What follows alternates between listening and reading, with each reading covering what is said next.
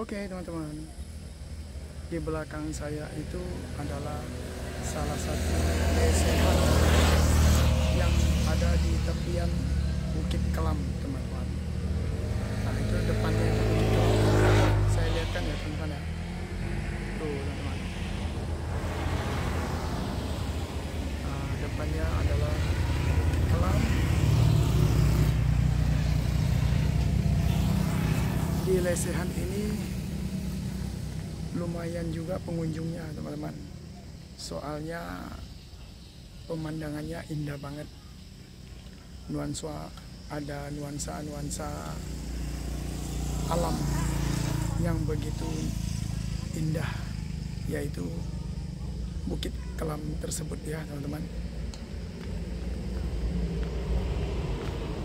Nah itu kantinnya tuh.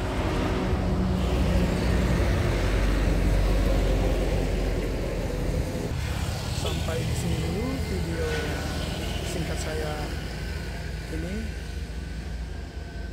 Sampai ketemu lagi di video saya yang berikutnya. Oke, dadah.